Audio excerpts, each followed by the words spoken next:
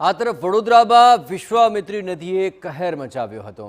વડોદરાવાસીઓ તો આ વાતને ભૂલ્યા જ નથી, પરંતુ રાજ્યભરના લોકો દ્રશ્યો જોઈને ચોક્કસ હચમચી ગયા હતા અને આ પૂર બાદ શહેરીજનોમાં ભારે આક્રોશ છે અને નદીમાં થયેલા આડેધડ દબાણો પૂરનું કારણ હોવાનું પણ સામે આવી ગયું છે। આ તો નહીં જ ચલાવી લેવાય તેવા દાવા સાથે નદીના દબાણ શોધવા સમાથી વડસર સુધી ફિઝિકલ સર્વે થયો અને જો આ રિપોર્ટ જાહેર થશે તો લોકોને આંચકો લાગે તેવી સ્થિતિ છે, કારણ કે દબાણ માત્ર 4 ઝૂંપડાનું જ મળ્યું છે।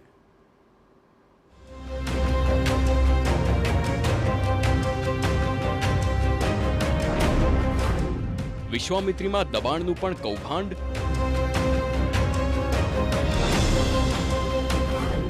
17 કિલોમીટરની વિશ્વામિત્રીમાં 6 સ્થળે સર્વે।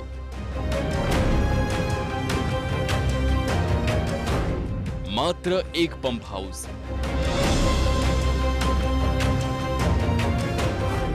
4 ઝૂંપડાનું જ મળ્યું દબાણ।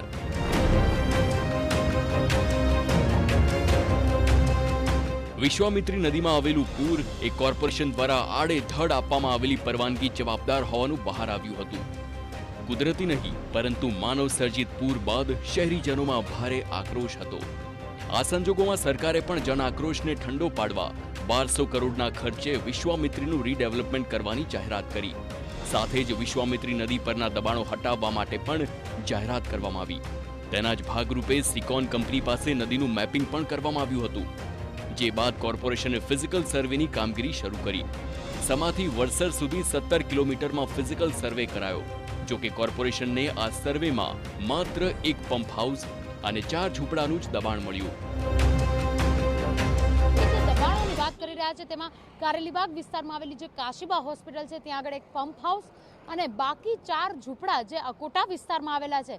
પરંતુ જે અકોટા વિસ્તારના ઝૂંપડા છે તે પણ ફક્ત અને ફક્ત જે સાઇટના બાંધકામના કામો ચાલી રહ્યા છે તે બાંધકામના કામો દરમિયાન જે વર્કરો છે, મજૂરો છે, તેઓને રહેવા માટે બાંધવામાં આવે છે। શું આટલા જ દબાણો થકી વડોદરા શહેરમાં વિશ્વામિત્રીના પાણી ઘૂસી આવ્યા? અન્ય કોઈ દબાણો તંત્ર દ્વારા ધ્યાન પર કેમ નથી લેવાયા? જે પ્રકારે સિકોન કંપની દ્વારા સર્વે કરવામાં આવ્યો, 17 કિલોમીટરની વિશ્વામિત્રી નદીમાં ફક્ત 5 જ દબાણ મળતા લોકોમાં એક અલગ વિચાર આવી રહ્યો છે, લોકોમાં રોષની લાગણી છે। તો સાથે ચર્ચાનો વિષય પણ છે કે તંત્ર દ્વારા જે કામગીરી કરવામાં આવી, તંત્ર દ્વારા જે સર્વે કરાયો, આ સર્વે કેટલા અંશે યોગ્ય છે તે અંગે પણ હાલ સવાલો ઉઠી રહ્યા છે। હજુ સત્તાવાર રિપોર્ટ તો સામે આવ્યો નથી, પરંતુ આશંકાઓ જે પ્રકારે છે તે પ્રમાણે જે 6 જગ્યા પર સર્વે કરાયો છે તેમાં કોઈ દબાણો મળી આવ્યા નથી। માત્ર 2 જગ્યાઓ એવી છે કે જેમાં માર્જિનની જગ્યામાં દબાણ રૂપે પંપ રૂમ અને ઝૂંપડા મળ્યા છે। જે 6 જગ્યા પર સર્વેની ટીમ દ્વારા કામગીરી કરાઈ હતી તેમાં Siddharth bungalow, sunrise residency, Kashiba hospital, Akota, Munj Mahuda અને વડસરનો સમાવેશ થાય છે। પરંતુ આશ્ચર્યજનક રીતે પાલિકાને તમામ જગ્યાઓ પર કોઈ પણ પ્રકારનું દબાણ મળ્યું નહીં। શહેરના મોટા ભાગના વિસ્તારો પૂરના પાણીમાં ડૂબી ગયા હતા અને દેખીતી રીતે જ વિશ્વામિત્રી નદીના કિનારાની જગ્યાઓ પર કરવામાં આવેલા બાંધકામને પગલે પાણી ફરી વળ્યા હતા।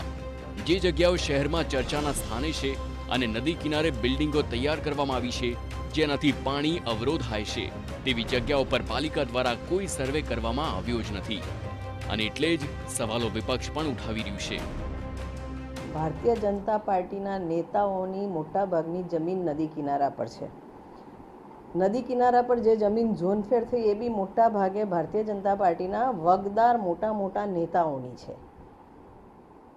ઓબ્વિયસલી એમાં દબાણ એમને દેખાય નહીં, પણ સૌ પ્રથમ તો સત્તાધારી પક્ષને ગ્રીન સ્પેસમાં રેસિડેન્શિયલ આપવાની પરમિશન કોણે આપી? આ પરમિશન જ ગેરકાયદેસર ને ખોટી રીતે અપાઈ છે। ત્યારે અમારી માંગણી છે કે સિટિંગ જજ દ્વારા તમામ જે ઝોનફેર થયા છે એની તપાસ થાય। વર્ષ 2017 પહેલા નદીથી 6 થી 9 મીટર સુધીમાં બાંધકામનો કાયદો હતો। જો કે 2017 બાદ નિયમ બદલાયો અને 30 મીટર બાદ બાંધકામ કરી શકાય તેવો કાયદો આવ્યો। સર્વેની કામગીરી દરમિયાન ખાસ કરીને માર્જિનની જગ્યામાં બાંધકામ નથી કર્યું ને તે જોવામાં આવ્યું છે। નકશાના આધારે જ સર્વેની કામગીરી કરવામાં આવી। કોઈ પણ વિવાદ ન થાય તે માટે નકશો સાથે રાખવામાં આવ્યો હતો। જો કે વિશ્વામિત્રી નદીના કિનારે નરી આંખે બાંધકામો જોઈ શકાય તેમ છે, છતાં વિશ્વામિત્રીના પૂર માટે જવાબદાર ગણાતી બહુચર્ચિત જગ્યાઓ પર પાલિકાએ સર્વે કર્યો જ નહીં। જાણીતા મોલ, હોટલ, બિલ્ડરોની જગ્યા, નેતાઓના બંગલા સહિતના સ્થળે ગેરકાયદે દબાણો કરવામાં આવ્યા છે કે કેમ તે અંગે સવાલનો જવાબ પાલિકાની ટીમે સર્વે કરીને શોધ્યો જ નહીં. હજુ સવાલ એ તો જેમનો તેમ જ છે. આ સ્થળો પર સર્વે થશે ખરો? અંજલિ ઓઝા, TV9 વડોદરા.